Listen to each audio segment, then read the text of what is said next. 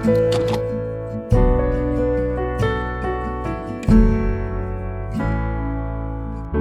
today's episode of That Was Us, we'll be discussing Season 2, Episode 2, A Manny-Splendored Thing. Kevin is forced to swallow his pride during a taping of The Manny. Kate gets her first gig, but can't stop comparing herself to her mother. Randall and Beth are really contemplating their next steps regarding adoption. And Jack confronts his demons in the wake of his fight with Rebecca. And with that, I say, good morning, lady and gentlemen. Good morning. How are we doing today, gang? Doing very well. I'm very excited to be here. I'll tell you right now, I'm a little loopy. I was up. My wife had me. Not my wife had me. Let me say. I had some things to do when I got home. Let me tell you something about my wife. Responsibilities. I have responsibilities with regards to my family. So I woke up early. To watch these episodes? To watch some episode. And they don't disappoint. No. I'm going to say that. Like, it wasn't a chore to wake up to watch. It was an absolute joy. And what I sort of find in Season 2 is that we've laid the landscape for the world, and it's already very rich. And it's like the roots go deeper. Yeah. Do you know what I'm saying? Like, with regards to the exploration that really begins with the relationship between Rebecca and Kate. Yep. As we get into Kevin's storyline and sort of like his reticence to discuss his own past with his dad. Yeah. And then subsequent addiction issues. Issues, like the introduction of Deja into the Black Pearson family or whatnot. Can I tell you, I did not realize it happened so early. Yeah. I was like, Season 2, for some reason I thought maybe Season 3. Like, Nope. It's all happening faster than we remember. Season 1, Season 2, yeah. I wonder why it seems like that. But yes, watching it, I was like, oh my goodness, here we are in episode 3, right? Is when she's introduced. And Deja vu. I was like, wow, she's been a part of the fabric of the show kind of almost since the very beginning. Yeah. Absolutely. More or less. Yeah. So that's sort of one of the things that was sort of just like I was struck by. But let's talk specifically about one of the things I was struck by about this episode is because Toby has such rare. It's very rare that we are all together. Sure. And it's one of the rare scenes where it's just a big ensemble. Almost everyone in the same room for long periods of time getting to play off each other. And that's what I loved most about the show. These were the days I was most excited. Really? Yeah, because otherwise I wouldn't get to work with you guys. Yeah. I mean, you obviously would have scenes together in certain circumstances and stuff, but when it was like the families all together for a holiday or some sort of celebration or event. Everyone flies in to see Kevin returning to the Manny for a very special episode. Correct. And everyone's flown in and are going to watch the taping. He's very nervous. He knows that like he's sort of like things kind of got out of hand last time he was on this set, but he's sort of made a rebound and now he's being asked to come back, and he knows there's a Black Manny there, and good for America. It's good for the world that there's a Black Manny, but we never see. We never see Morris Chestnut. Did they not make his deal? Like, what was the... I'm sure there were contractual obligations to other things. But he's nervous, and he's talking to Sophie at the beginning, and he's checking out his abs. And his abs are always fantastic because Justin's built like an Asgardian. And so you can see him sort of going through the nerves of it all. And they start to play out. She's like, do that scene, that thing you did. I with love it. I love meltdown. It. My favorite episode of The Manny. I love, by the way, his remark of like, he wants to be Clooney returning to ER. He wants to be Clooney. And she says something to the effect like, this is like your least attractive quality, right? And he's like, I'm aware. I know, their rapport's great. You may be close to Clooney, but this show is not ER. The Manny is not ER. The Manny didn't do the same ratings as ER. But like on set, he starts to reenact it and they're playing around, and it turns out that the showrunner, played by the incredibly hysterical Andrew Santino, who not because of our show, but because of his own talents, has gone on. He has an incredible stand-up special called Cheeseburger that's on Netflix right now. Okay. He's got 2 podcasts, Whiskey Ginger, which is his interview podcast, and a podcast called Bad Friends, which we can shout out. But yeah, he's incredibly funny. On Dave. He killed it on Dave. Killed it. Yeah. He's a beast. Yeah. So he overhears the whole thing, and there's an awkward moment, and they move on through it or what have you. And it is right. It's one of those moments where it reminds me of when I get a chance to bring family to set. Yeah.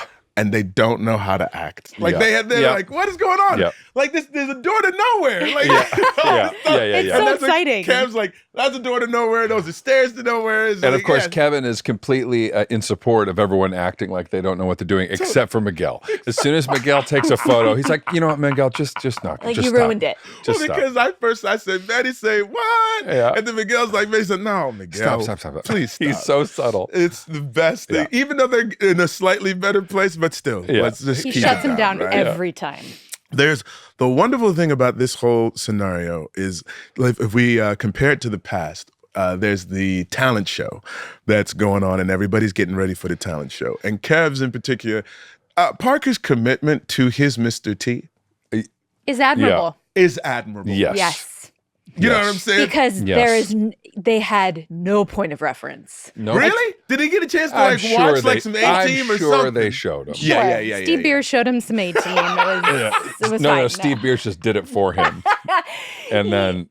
They obviously gave him a reference, but he was 9. He had no idea when we were like, Mr. T. He had absolutely no clue. Back in the 90s when little white kids were still doing impersonations of black guys at talent shows. Here's my impression. It's true. Because it's funny? Because the whole time I was watching, I was like, am I going to like this Mr. T? And I was like, you know what? That's not a bad Mr. T. It's pretty cute. All right, he committed. And Kate is going to be singing. She's going to be singing. She's going to sing "Lean on Me." That's right. And sweet Randall and his yo-yo. I can't. Watch this. I can't. Let me show you my talent. The string is just hanging from the thing. And Kev's like, bro, you're so protective. And even I was like, come on, man, you can't go do the yo-yo on stage. Anyway, the thing that's really sweet about it is to see Sophie. Like, he gets up on stage as a young boy and he does the Mr. T, and everybody's like, I don't know how I should feel about this and whatnot. Right. But Sophie is just cracking. Taken with him. And so we go to the future. It turns out that Casey, Andrew Santino's character, changed the ending of the Manny. Do we know if he did it to embarrass him or not? Sure. Probably. We do. If you put a grown-ass man... Andrew Santino looks happier in that moment. Than a pig in shit. It's like he just twisted the knife. Yeah, he did. Put Kevin in a giant diaper. In a giant diaper. In order to find a baby, you got to think like a baby. So he's crawling around like, baby, where are you? In a giant diaper. The whole audience is cracking up, though. Yep. But in particular, Sophie is just like delighted. And you realize that not this big move that Kevin has made, to win Sophie back. Yeah. In previous episodes, we talked about him saying, I didn't come here for this play. I came here for you. Right. And then you realize, it's always been for her. Yeah. Everything has been for her. Yeah. From the beginning. Yeah. And their rapport together is just undeniable. It's beautiful. You're like, oh, this is what? Yeah. Yeah. What happened? It's beautiful. Okay, so wait. So let's go back to the past and let's talk about Kate and singing. Is it Lean on Me? Yeah. Yeah. Singing Lean on Me. And this is interesting because I'm wondering how you felt about this as an actor. Mandy Moore, I'm speaking to right now, for those who are not looking at me. When she starts to sing in the beginning or whatnot, and you say something about like, oh, sweetheart, you hold that note just a little bit longer, you're going to be perfect, but it sounds absolutely beautiful. Mm-hmm. Like, I'm curious for you in that moment. Are you aware that is it an interjection that's not solicited? Or are you like, no, this feels like good advice? Like, I'm curious as an actor. As an actor, I was like, this is bordering on stage parent. Yeah. Okay. Yeah. A little bit of Rebecca's mom coming through. Correct. Oh, we all do better. We all do better than, hopefully, our parents. Than the generation before. Sure. Yes. But we all bring a little bit with us, even unknowingly. Right. I hear myself sometimes, and I'm like, whoa. Same. Where did that come from? There are times, like the closest sort of parallel in my life is my kids and playing sports, and I haven't played sports as well, and wanting to say something to them immediately after the game. Don't. Yeah. Like constructive or otherwise. Constructive. Yeah. No, I try to be constructive. Yeah. But even still, like in that moment, they just need to have a little bit of breath. Yeah. And then like the next day, I may be like, yo, bro, what did you think about the game? Mm-hmm. And then like allow them to start the conversation. And I was like, I saw one thing. Are you interested in hearing it or not? Yeah. And he'd be like, yeah, what did you see? And then if not, I'll hold it to myself. Like, all right, get your pads on. I'll meet you in the backyard. Let me show you what I'm talking about. But I'm still learning that because sometimes I'm like, oh, if I could just impart this one thing, it would take it to a whole nother level. Sure. You know? So I saw both sides in the listening and in the giving of the information. To me, it was just sort of like, this is a school talent show. This is a little girl who like probably hasn't really done this in front of people before. Like the simple fact that she's getting up on stage and like singing at all in front of an audience is like such a big move. Why do I have to? Yeah, you didn't have any yo-yo notes. Or Mr. T notes. It was only Kate. It was, and so I was struck by also, I don't want to call it hyperbole, but like it was the strength of the enthusiasm of how you was like, oh, sweetheart, you have like the best voice in the house, you know that, and you were saying you sound amazing, et cetera, et cetera. And Mackenzie would hit you with this look of like, okay, right? And it hit me at this moment, like with Amari, I can say things in a way that are heightened and they're received with love. Yeah. And with Andrew, who's a little bit older, if I use the same sort of heightened language, he's like, no, bro, I can see the forest for the trees. Yeah. Interesting. Yeah. Last night I was putting Bear to bed, and it was the same type of thing where I took it a little too far, and he drew the line where I was like, I love you, buddy. And he's like, I love you too. And I was like, there's a little bit of silence, and I'm just in that like gushing. I'm like, I'm just so glad you're my son. And he goes, he's 4. He goes, oh, I didn't want you to say that. I can't. He's like, easy, like, dude, big guy. Love, just I love you too. What it reminded me was because in the beginning you talked about how beautiful her voice is. Then we see you making the dress for her. Mm-hmm. And then you pass the dress along to her and you talk about how awesome she's going to be. And when I get nervous, when I wanted you to have this thing. And so she's like, okay, I'm going to pop into the shower and I'll catch up with you in a little bit. And she's like, Mom, she puts it on. She's feeling all good. And she hears Mandy Moore, perfect pitch, in the shower where the acoustics are just ripe. Yeah. Just lean on me when you're not strong. And she's like, you know what? I can't sing. Yeah. Kate was like, you know what I'm saying? Like, and this is the second time that something has happened with you. She's got to stop going to the bathroom. Stop going to the bathroom. Knock on the door. Give me some privacy. I felt... But so then they go defeating. They go to the talent show and she decides she doesn't want to sing. Yes, that's why my voice hurts. Yeah, her voice is hurting. She's like, you sure if you're nervous? Like, I can help you. And she's like, no. She's like, okay, bud. She starts out going, yeah, my voice hurts. And then you keep pushing. Goes, I don't want to. Message received. It's a really fun turn for her. So then in the present, we see Kate. Is this where Kate's sort of like the little... So we're all at the Manny taping. Yes, we're at the Manny taping. And Kate gets a phone call. Yes. Slowly people, first of all, we're at a live 3-camera TV taping, everyone's sitting in the front row. The hardest job anyone has at one of those things is the audience. Yeah. It takes hours to film an episode of one of those, and they go back over jokes and they fix jokes and you have to laugh at the same joke. Absolutely. And that's why there's a warm-up person there throwing candy at you, passing pizza around, whatever they got to do, right? And one of my favorite things is, which I guess we'll get back to, is you letting slip to Beth, oh, these things take like 3 or 4 hours. And she's like, 3 or 4 hours? Because she has made it known she does not find Kevin funny. She doesn't find Kevin very funny. Which we'll get We'll get back to you, but it was really funny. But Kate gets a call while she's sitting in the front row that she's been called for a show at a bar that night. So she has to leave and go do sound check. Can we just also do a quick little touch on the first scene between you and Kate where you've made pigs in a blanket for Miguel? Oh, yeah. With the nut cheese. My boy Miguel? Yeah, you said we're both swarthy outsiders. Yeah. There's some line about you talking, and I was like, oh, this is the first indication of Toby acknowledging Beth, myself, Miguel, we're all Pearson outsiders. That's right. We see y'all are the sleeping big on picture. Miguel. I think y'all are sleeping on my man Miguel. And John, when he comes in, just the innocent way he goes, do I smell pigs in a blanket? You sure do. And I say, boy, you got a nose on you, Miguel. You got a nose on you. As if pigs in a blanket is a specific smell. Totally. It's great. I know. It's great. It's just, God, he's so likable. She talks about, Kate does, she's sweating mom's arrival. And every time my mom comes to visit, every time my mom comes to visit. So I put that down in a quote because it's every time. When you use words like always and or never, you know what I'm saying? It's that that's not necessarily the case, but that's also what you're projecting into that interaction. Right. And she says, I'm not going to overreact to everything she says this time. I'm not going to act like a child.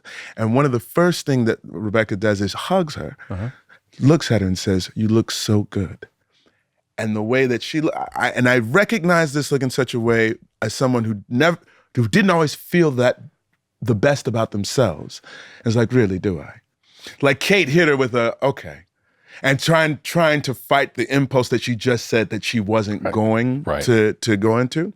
So it reminds me of right there when she gets the phone call to come to record, to sing. And Rebecca's like, you're about to go to a sound check? And she's like, oh, what kind of place are you going to go to? And it's a bar. And she's like, oh, Rebecca starts making it about herself. And just trying to fight through the smoke and everything. And then she hits her with oh, you used to sing? Oh, wow. You used to sing? Oh, man. And I was like, oh, gosh. Jeez, Olive. I was like, it was so uncomfortable. Maybe because I see shades of myself with my own mom, bless her, that sometimes you just can't help yourself. There is a specific mother-daughter dynamic sometimes, and I would often find this to be the case with Kate and Rebecca, especially during those more not tumultuous moments, but where there's tension for sure. Yeah. And I could see myself in Kate, and I'm like, ugh. But because I'm like, it's warranted. That's effing annoying. Come on. Yeah. It's not about you right now. And then it's not until a couple episodes later, I guess we'll talk about it in a few episodes from now, but where you see the seeds of that with Rebecca and her mom. Yeah. Yes. Right? That it's all it all kind of gets. Also, can we bring up the point that poor Kevin, everyone's out here to see this taping and everyone just leaves. Just leaves. I was like, no wonder he always felt like the outsider. Yeah. Oh, he'll understand. It's fine. He'll understand because so Kate leaves and then Toby's like, you know what? I kind of got to go. This is her first gig. I got to go. And she's like, I understand. And Rebecca says, I understand. And she stands up and you're like, oh, shit. Yeah, what are you supposed to do? What a terrible position to put you in. We'll be right back with more That Was Us.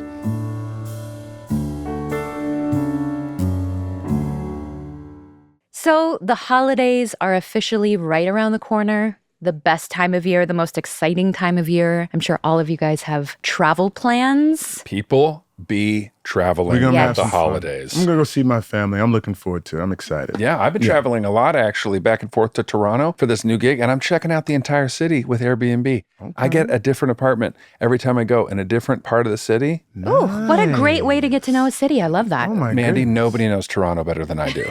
You'll have to be our tour guide next time. Listen, like many of you, we're getting into the swing of holiday planning. Whether you want to or not, it's the season for figuring out who is traveling where, who is arriving when, and is the dog coming? And for all these reasons, we rely on Airbnb. I have been using Airbnb for years, and it's become my go-to for finding places that feel like home, no matter where I am in the world. It's also a wonderful way to share my own space with travelers, offering them the comfort of a home away from home. We've done so many renovations on our house. I've been thinking, these renovations are too good. I have to share them with the world. Hosting just makes sense. Come on. And it might be for you as well. Yes. Hosting on Airbnb is a smart way to utilize your unused space, and getting started with hosting has never been easier. It's a great way to earn a little extra and can help subsidize the busy holiday travel season. You know, I can always use a little extra money in my pocket. Your home might be worth more than you think. Find out how much at airbnb.com/host.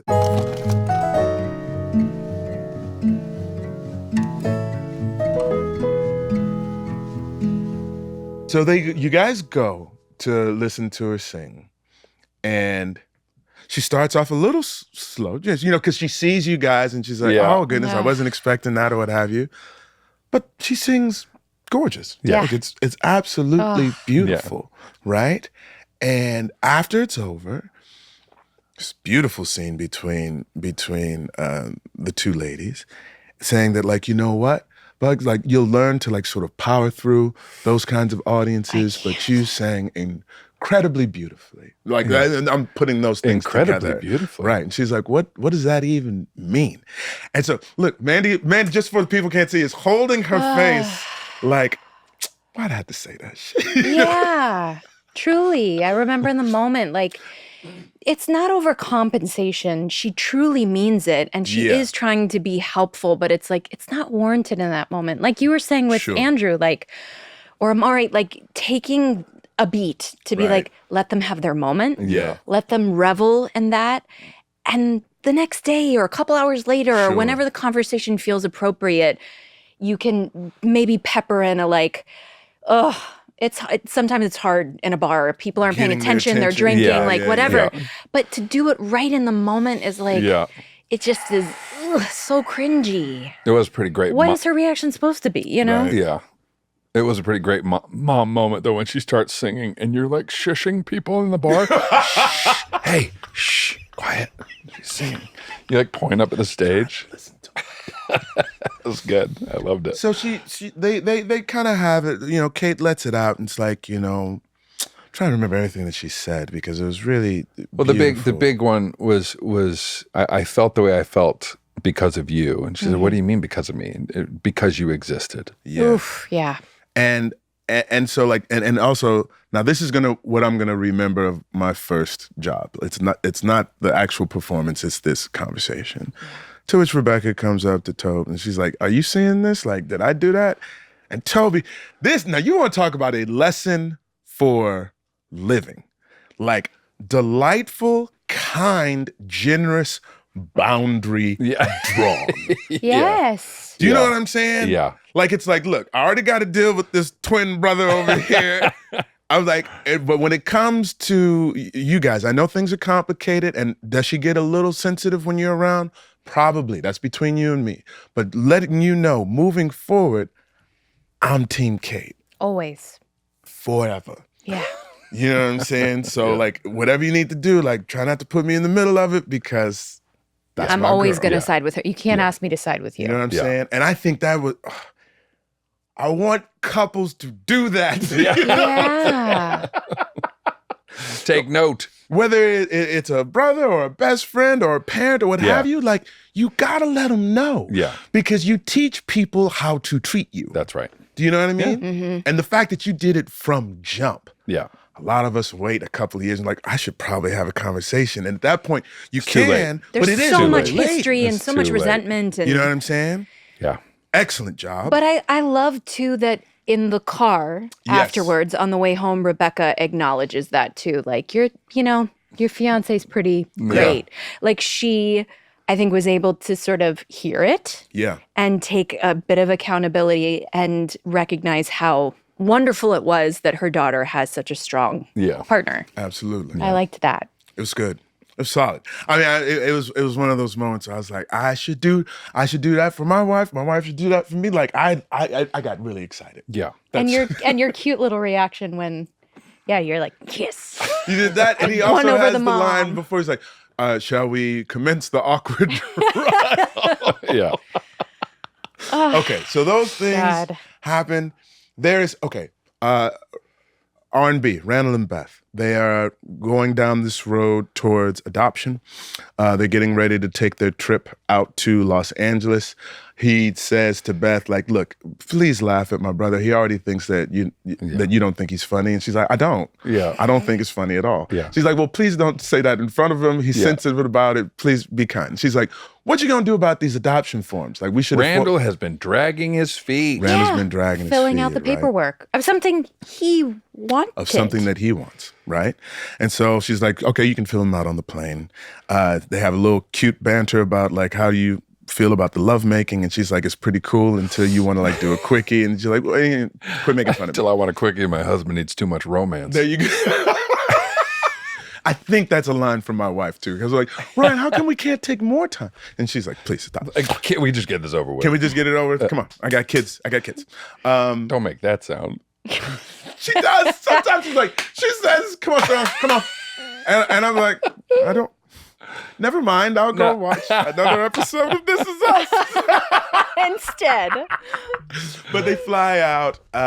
He still hasn't filled out his paperwork. So we're all in the audience waiting, and she tries to give him the forms or whatnot. And he starts to, it's like, I don't want to do it. I'm going to go outside. And tells you it's going to take 2 or 3 hours. And she's like, She comes outside too. And she's like, what's going on, man? Like, what is the deal? And he says, it's question 15. Like, are you prepared to deal with a child who has a history of trauma or other sort of physical attributes that you're not familiar with, like things that are unknowns, the X factors that with your genes and your sort of rearing from the beginning, you kind of have a control of the environment. Now you're introducing someone into your space that, is going to disrupt that to a certain extent, necessarily.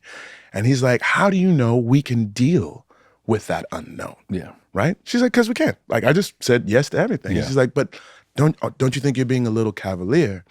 And I think it's a really interesting conversation because I'm sure it's something that a lot of people who have biological children who are entering into the field of adoption may very well ask themselves. Yeah. Sure. You know what I'm saying? Because it's like, I know our genes, I know how that worked together, I know how we got a chance to raise, but like now we don't get all of that. Yeah. Sure. And especially if you're getting an older child. Yes. Yeah. No idea what trauma they're coming to the table with and what their life has been like and what experiences are under their belt. And it's a whole other can of worms. It didn't occur to me until this exact moment that my family went through this. Really? Like literally this moment. Tell me. It's so strange. What's really shocking to me is that I'm just realizing it now because it's your life. Yeah. It just feels like, oh, that's a thing that happened. But when I was 8 or 9, we essentially fostered my cousin. Okay. Because his parents were having difficulties with addiction. Got it. And he lived with us for, I don't know how many years, 3 or 4 years. Wow. But it was a really kind of shocking, tricky situation for our family, and to bring somebody else into the house who was struggling with those things. It made it. I could tell that it was like really hard for him, and really hard for my parents, and maybe not so hard for me and my brother. Like it was having another friend or family member living with us. But it was a shocking to the quote unquote ecosystem. Yeah. As well as it worked out, ended up working out for everybody. But I'm more shocked that I'm sitting here realizing, oh wait, I've been through this exact situation, but as a kid, not an adult. It is interesting because we learned through Kev, and this is jumping around a little bit, but it all feeds into the storyline because Beth later on has a conversation with Kevin in his trailer. I really like that she's like, I'm gonna find a clean bathroom. Yeah. You know what I'm saying? She's like, I'm gonna go into his trailer. Yeah. Because I know he's the only person to use it. I'm gonna use that one. Because a clean bathroom is an asset on set. Yes. Absolutely. Right? And they have this conversation and she says that like your brother is all worried and freaking out over this adoption thing, and this is something that he actually wanted himself. And Kev's like, yeah, that sounds like Randall. Like he usually doesn't do something unless he's 100% sure he's going to succeed at it. I wrote that down too, yeah. And she's like, yeah. And he goes, like, the one time that he actually sort of put himself out there was this really cool dreadlocked girl that he's met in college who was way out of his league with his sweater vest and whatnot. And she's like, yeah, he was so nervous and whatnot. I can still remember that corny first line that he came up with. He's like, you don't know me right now. And then Kevin says, but you're about to. And she's like, what? How you know this? She's like, you fell for the Manny's game, Ma. She's like, who do you think was serenading him through that whole thing? And so she's like, and they have this moment of connection. And at the end of it, she's like, I do think you're funny, Kevin. And he's like, I know. You know what I'm saying? It just takes that little win for himself. It's this interesting theme of family members, not I don't know what the word, what the theme is, but it's family members trying to get validation from a third party family member, right? So it's the same type of thing with Rebecca and Toby, between the two of them. Like, am I the what's going on here? Can you help? Maybe can you help me? Like, and family members holding different boundaries. I think because they can offer perspective. You know what I'm saying? When someone has just a little bit of distance, when you hear it from them, it hits a little bit different. Like, it's like the person who you're closest to, oh, you're supposed to say that. Right. Sure. Right. You know what I mean? Right. But if they're like, you could have said one way or the other. She said, I think you're funny, Kevin. It was good. But it goes back to like, so Randall entering into this thing, because I think the way that he originally envisioned it, he had control. You know what I'm saying? Yes. Having a baby, bringing a baby in, like at least the most control that he could have. And succeed in that way. This is another one of those personality traits of like of Jack Pearson's son. Yeah, you know that Jack Pearson and mostly Randall, but even his other children, but Randall in the most Jack Pearson way has an idea of how this is going to be. Yeah. No, let me tell you how this is going to work. Right. We are leaving here with, you know what I mean? Yeah. And he's attempting to maybe not honor the past, but in Jack's case, a lot of times like correct the past. Like, no, I'm in control now. Right. I'm going to make it right. I'm going to heal this. I'm going to make it perfect. Yeah. And it's the same type of thing we see a lot with related to Randall's anxiety. Sure. Is this need for like control of the situation. Absolutely. Everything to be, you know. There is this moment after she has this conversation with Kev, and she comes back together with Randall, and she just jumps into his arms and they kiss each other. In the most romantic, like, I just was watching that and I was like, this is everything you want, like a movie kiss to be, a real life kiss, obviously, but it was so powerful and palpable. And I was like, God, I love these two people together so much. Yeah. Like they go their separate ways and figure things out and then come back together in the best way possible. And sorry to interrupt you, but the fact that she was like, you know, like we can do anything. Yeah. Like we made the girls were good, but we made them great. Like I don't know. I was like, yes, that is exactly what you want to hear from your partner in this. Yeah. It's exactly, because it's like, he was so discombobulated or whatnot. She has a way of, as so many people have said, like even in our fan like mail, like just settling him. Yeah, grounding him. You can be all right. Yeah. You're like, did you know she was going to mount up like that? Well, did you know she was going to go airborne? Not exactly. Yeah, she jumped and you caught her, and it was just like, technically that counts as fight choreography. There's a little. I think we did get an addendum. You got a stunt bump, and I do remember, because the first time, like, I had to ask when somebody comes, like, the only way to really support them, is from the bump. It's from the buttocks. And I was like, are you cool with this? And she's like, yeah, SK. Thank you for asking. Yeah. But like, I was like, I'm trying to hold a thigh. I was like, it's not quite the same, because you're like dripping down the middle or drooping down the middle. You kind of got to support it. You have to. You have to. Listen, everyone, you have to support the buttocks. Always. Hot take. Hot take. Listen, if you're going to mount your man, you have to let him support the buttocks. God, if we learned anything today. Take it from me. Carrie, so wait, with the past storyline. We've completely. We haven't done the past storyline. Well, which one? Jack and Rebecca from like the 90s, not with the 8-year-olds. Right. Jack and Rebecca post-fight. This is the drive home. Like she said, get in the car at the end of 201. Yes. And we open with the drive home. And she's talking about, well, you can do this, man. Yeah. Like you did it before, you can do it again. Yeah. And he goes, it took time. It wasn't easy. And I think he says, like, I kind of did it by myself, but I don't know if I can do that this time. Is that right? That's in this episode. Yeah. And she asks him, like, so how did you do it last time?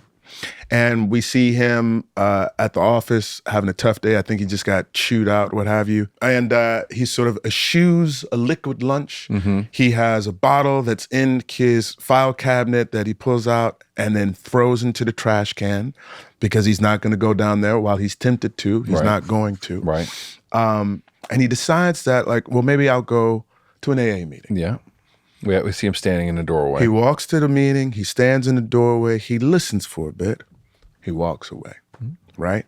Later on in that episode, he goes to boxing gym. He goes to the boxing gym. Yeah. He's like, how much for an hour? He's like, the first one's free. He's like, you want training? He's like, nope, just trying to keep a promise to my wife, right? I just need 4 minutes of slow-mo. So he needs 4 minutes of slow-mo so I can fit in this montage as I beautifully hit this bag. Yeah. Because in the montage, I believe, like, there's a few flashbacks, but one of the first ones we get is him as young Jack in Vietnam. Yeah, jumping out of a plane. That's right. Jumping out. And he is not a helicopter. mechanic. Yeah. Right. No, he has artillery and a gun. And Yeah. He's fully mounted, right? And so we get the sense of, like, oh, Jack is working through more than we realized. Yes. Okay. And for anyone who doesn't know, Milo Ventimiglia at this point has already played Rocky's son, right? Yes. Yes. So just so if you have any question about Milo's boxing pedigree, he is Rocky's son. He's Rocky's son. Yeah. And then he makes it to the talent show. And she's like, you almost missed, Mr. T. He's like, no, I got it. And it's fixed. He says something like, it's fixed. I got it. Yeah, don't worry about it. Yeah, don't worry about it, right? But before the talent show, isn't that earlier that day he goes to visit Kate at school, young Kate, as he does so often, to have lunch with her in the car. Yes. And it's the first time we see her hold his face. Yeah. And then it's echoed with him at the end of the episode with Hannah. Yeah. Where he has to tell Katie Girl that, level with her as to why he's out of the house and part of where this fight with Rebecca stemmed from. And he admits to her that he's got a problem drinking, and you see her sort of. I can't wait to talk to Hannah about that. Me too. Actually. Me It's too. gonna be awesome. She says, Mackenzie, the youngest Kate, is like, how's work? And she's like, my boss has a way of making it feel like a job sometimes. And then, how are you going to do it at the talent show? She's like, I don't know. Mom has a way of making it feel like a job sometimes. And then, like, at the end of the interaction, she just holds his face, and it's so sweet. And when you see the echo of it happening with Hannah, and Milo just breaks down in his daughter's hands. Like, and it feels right. There are. I want to say yes. It's a very specific moment where a parent should allow a child to comfort them. Yes. Right? Very specific. Right? It's like it's delicate. Yes. Yeah. Yeah. Because it's like, if you're walking around the whole time and the kid is having to parent you, it's like, come on, man, you got to figure this out. Correct. Don't rob that childhood. Yes. But this was a moment of generosity because what was happening, and the sort of theme of that episode, and it continues throughout season 2, is that I'm doing too much by myself. Yeah. Right. I'm not letting anybody in close enough to be of assistance so they can be in it with me. So you need to be an example of letting people in so that the others around you will let you in. That's acceptable, and teaching your kids that. Yeah. I think you're right. This was a perfectly, like, tangible, appropriate moment for for this girl to be there for her father, to help him. And it was unexpected and exactly, I think, what he needed in that moment, too. Beautiful. And the coolest part was where he just stood outside of the AA meeting before. He now allows his wife to take him to AA. Yes. Yeah. And he walks in. Right? So, it's a good setup for what's all about to come. Should we talk to Hannah about it? Let's talk to Hannah. I'm so excited to see her and pick her brain about being on the show, and then this episode in particular, of course. Yeah. Ladies and gentlemen, we'll be right back.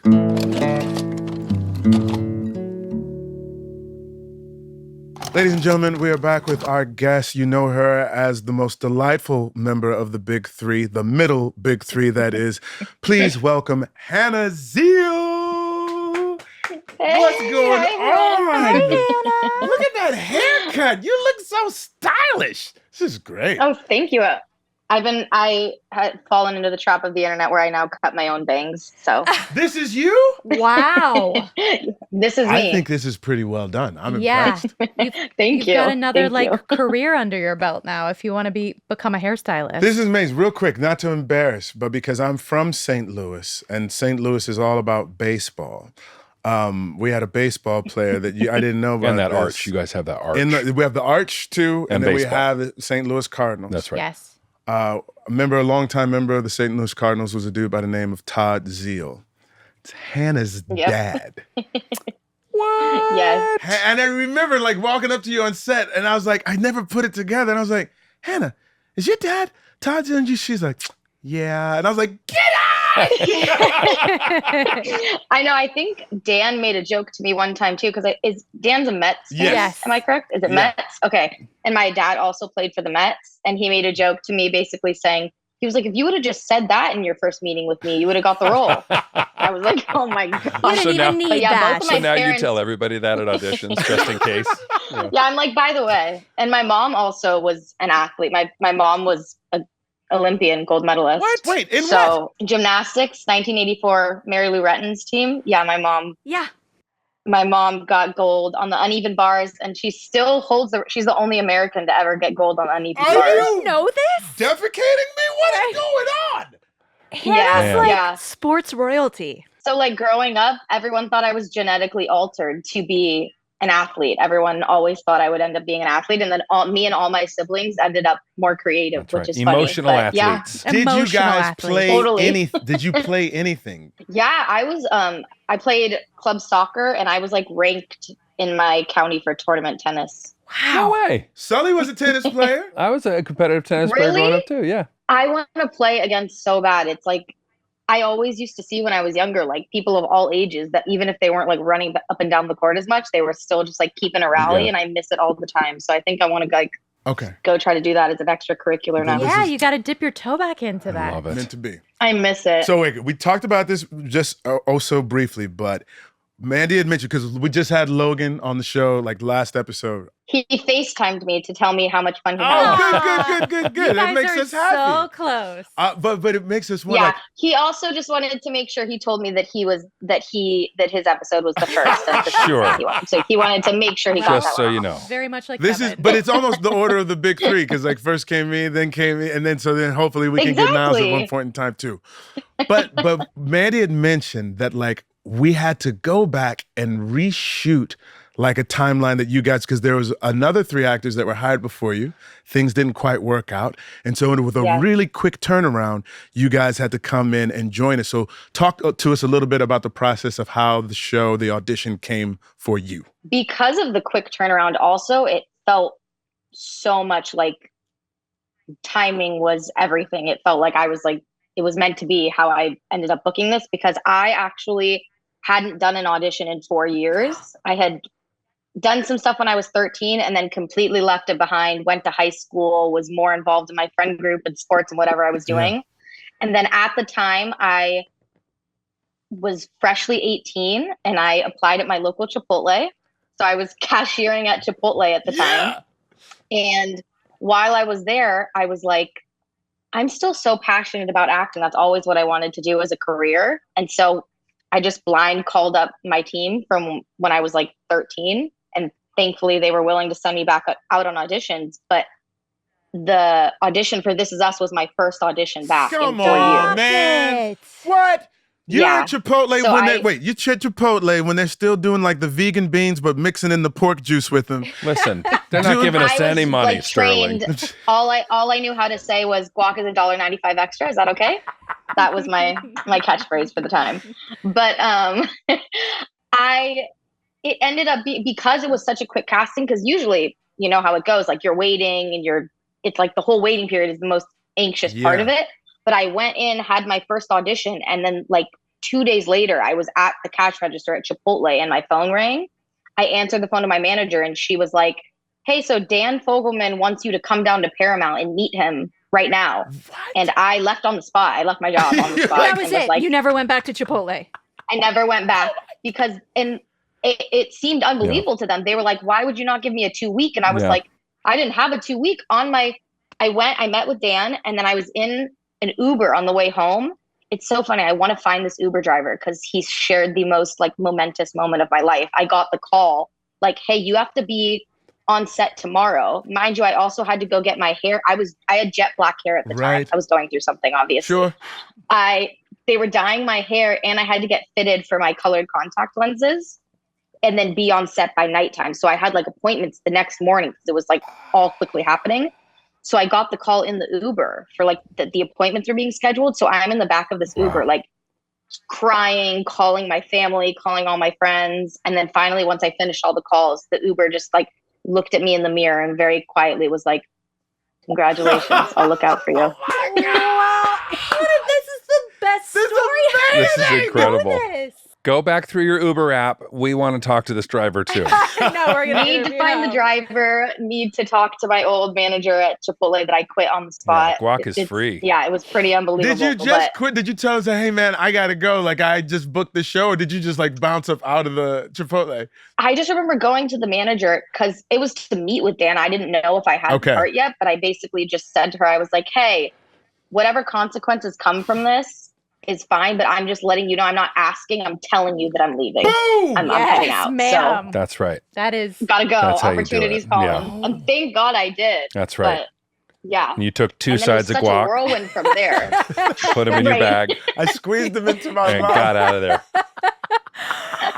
Oh my goodness. And did you have, I mean, that's an exceptional turnaround that you met with Dan and then you were supposed to be on set like literally the next evening.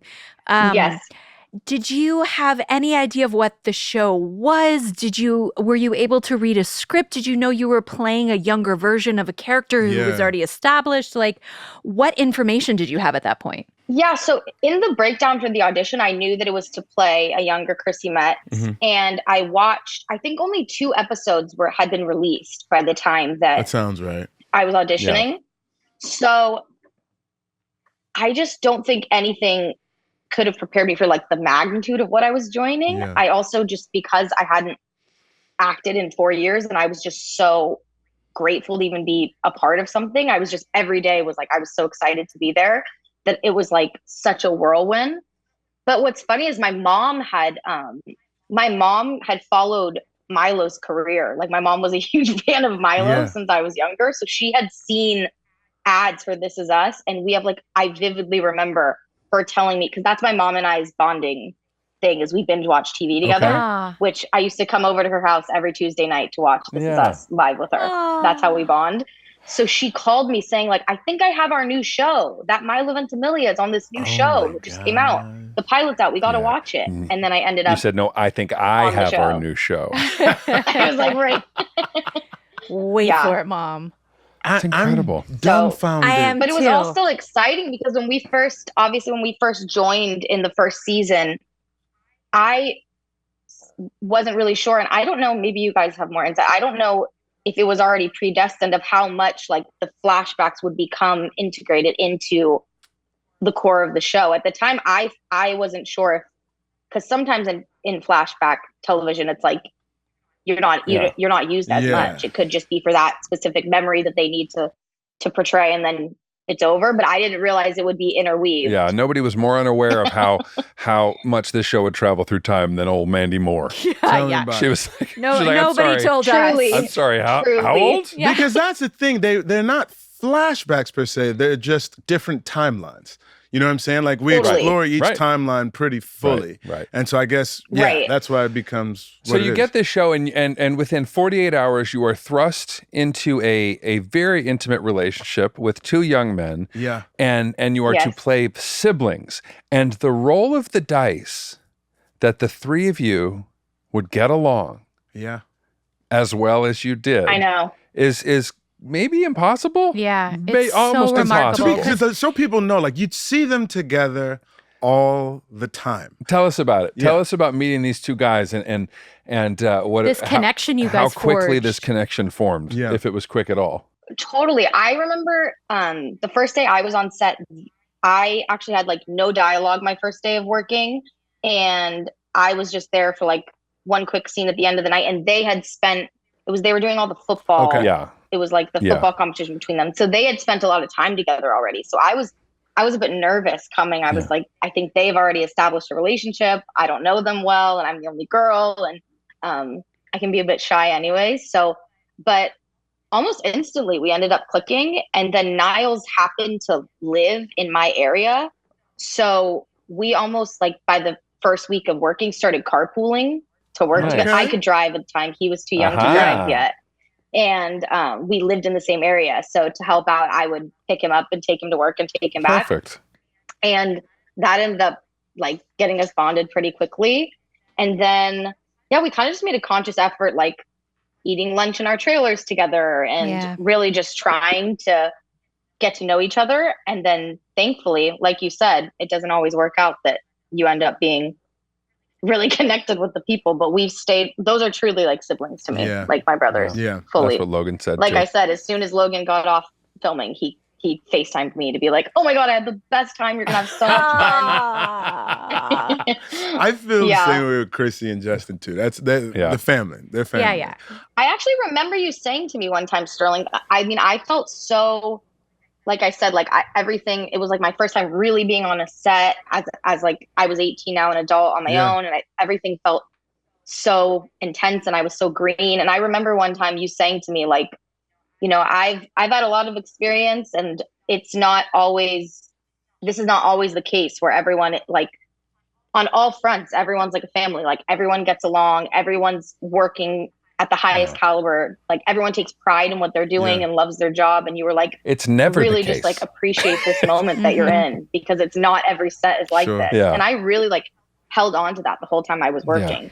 Of feeling like I'm so spoiled that this is my first experience. It's such a testament to you and your talent that you hadn't been acting for 4 years and you so seamlessly transitioned into this character. There is never a false moment with you. Nope. You are so subtle. You are so dang good at what you do. It's so, like, it was always such a pleasure to work with you. And it was, you know, Rebecca and Kate had a very complicated relationship, especially at this juncture.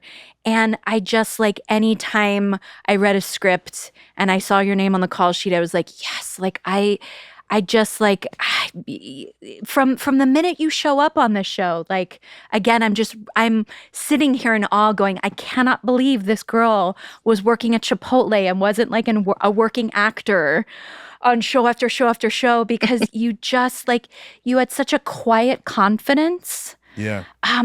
The work was just so seamless from the beginning. Thank truly. you so much. And also, honestly, like, obviously I could sing your praises forever, but I felt the same about you. And I really appreciated, I feel like I learned the most from you just from like the way that you carried yourself on the set, and the way that you prepared, and the way that you were so dedicated and so talented. But it was never like you were trying to preach to me or trying to teach me or make me feel less than. It was just, I learned just by absorbing everything around you, by being a sponge. That is very kind. I feel the same. You guys did not need, like, You didn't need any words of wisdom. It's like you were all operating at a 12 already. We were just lucky to have you. Let me ask you, because this is an episode 202, and you're in it at the very end. Yes. Right? And there's an echoing that happens in the episode where we see Mackenzie earlier in the episode, because Jack on his lunch break sometimes just goes to have lunch with his daughter and hang out and whatnot. And she can see he's going through a tough time. And she puts her hands on his face, right? Yeah. And says, it's going to be okay, Dad, whatever. And so at the end of this episode, he's talking to Katie girl. I always wondered, did Jack come up? I think like Milo, it's just sort of like Katie girl. It's just like one of those things that sticks in my head. And he's telling her about like how he has a drinking problem. And, you know, he tried to get over it, and now he's having a tough time with it, and he just wanted to let her know. And you're there just listening to him. And my God, woman, you put your hands on this grown man's face. And I was like, I should get a daughter. I was like, I was like, these boys ain't gonna do this to me. I need a little girl to go put her hands on my face. It was so tender and loving. It was so tender and loving and beautiful. Just talk to a little bit, because two things really start to happen that we find from the past. And it's already happened in the past in season 1 with Mackenzie, the younger version. But we start to really see the connection between this young woman and her father. And then we also begin to see like the sort of friction between this young woman and her mother. So I'm just very curious. And we know too that this is a very pivotal juncture in their life. We know at this point now, we've seen in flashbacks that the sort of a fuzzy bit of the funeral. So we know this is the age that these characters are when their dad passes away. Yeah. Right. Sorry, just to interject that, I was thinking that like. Yeah, I just wanted to know for you, like, because what was it like entering into that space, like sort of living that reality both with Jack and Rebecca? Well, first, with that scene specifically, it's funny because I so vividly remember filming that. And I remember the first take or two that we did, it almost felt like I was too in my head. It was too mechanical, because I knew when I was supposed to put my hands on his face and when I was supposed to hug him. And I knew the dialogue that was supposed to precede that. But I just remember in between one of the takes, Milo saying to me, like, you're doing amazing. Just really like listen to what I'm saying. Really hear what Jack is telling you. And it was like the most simple tip, but it was exactly what it needed. It was like listening. To exit any of the like mechanics that went into it and really just sit there and hear. And sometimes that's the most powerful, is having no dialogue at all, just reading it on your face. So I totally remember filming that scene. It was a special moment.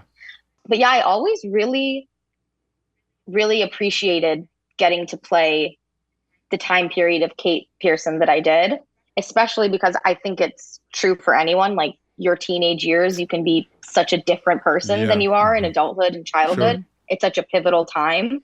So I always felt, although the role was shared, it felt really like I could make it my own. And I felt very individual in playing it.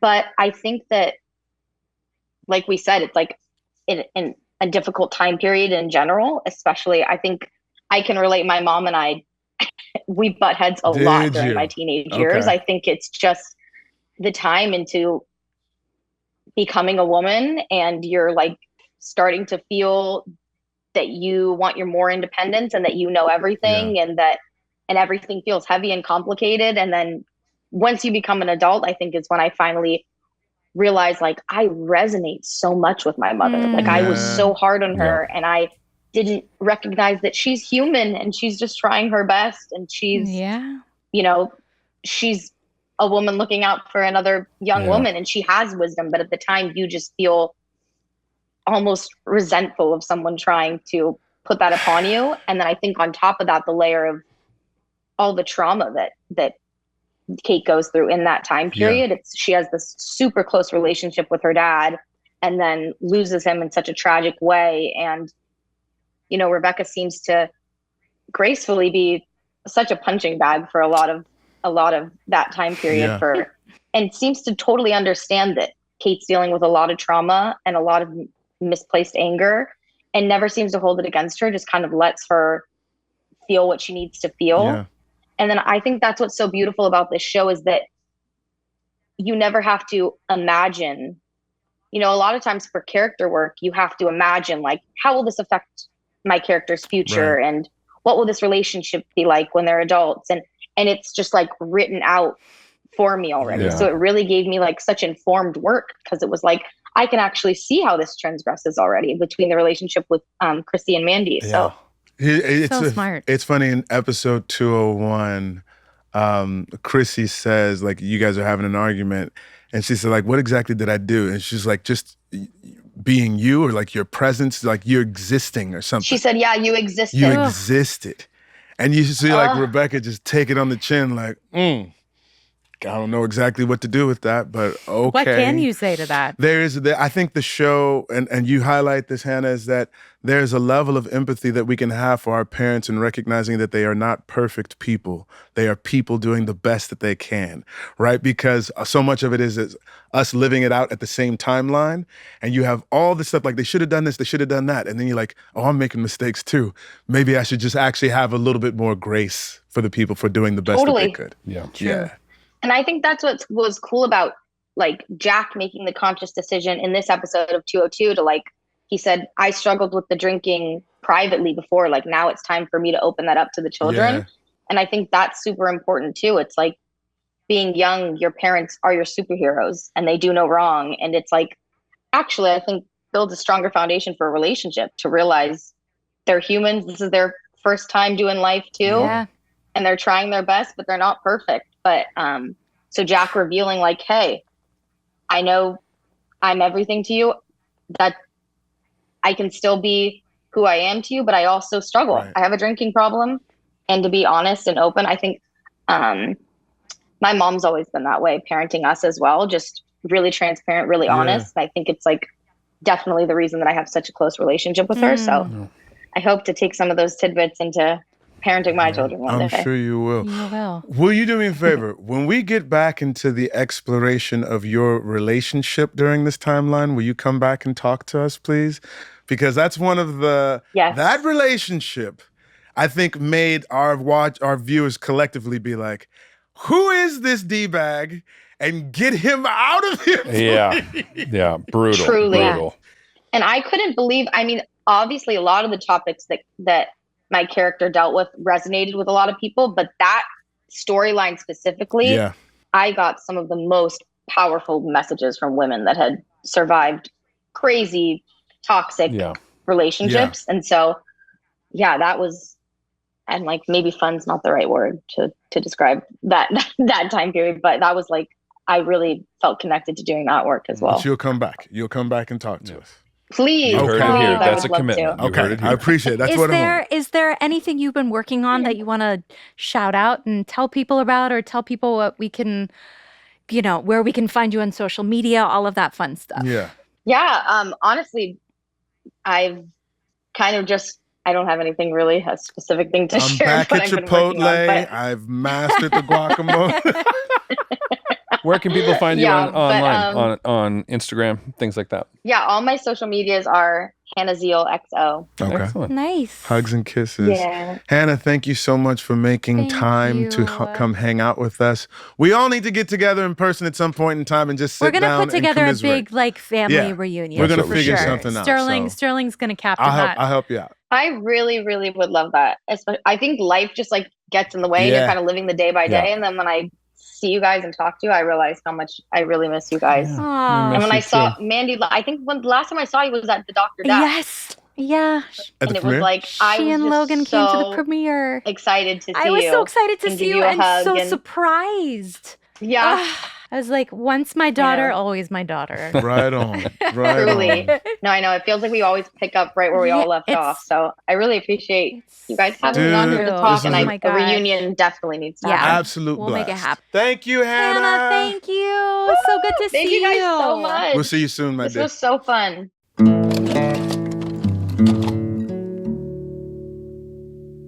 All right. Every week we ask you guys out there to rate and review and subscribe. And this week we want to honor those who have listened to our requests. Yes, ma'am. This fan segment is called Ratings Are Us. And we're about to shout out some really dope people. Don't you wish that you could be one of them? Yep. Huh? Don't you wish you could be dope? Well, guess what? You can. The good news is we all can be dope. You want to know how? All you have to do is rate us 5 stars. That would be dope. Boom. Leave the best review. Bam. That would be dope. And subscribe. Booyah. That would be the dopest. Easy peasy. And here we go. Here we go. Check these out. Let's see some love. Let's see some love. Gold. The show is gold. This is gold. I feel like I'm sitting around with friends reminiscing. It is a delight. Well done, friends. Thank you, Cincy Pin. Thank you, Cincy Don't you Pin. understand? All you have to say to your friends is, I've got a pot of gold for you, and it's called the That Was Us podcast. You subscribe, you rate, review, 5 stars. Gold, gold, gold. What's the next one? Hot takes. Hot takes! Needs to become a regular thing. You guys had me laughing out loud and then crying again at the end of this week's latest episode. I love tuning in every week to relive this wonderful show. The insight gained from the deep dives into the show and characters is so beautiful. Thank you for the wonderful content and stories you continue to bring us. You're going to get wonderful content. You're going to get heartfelt stories. You're going to get hot takes.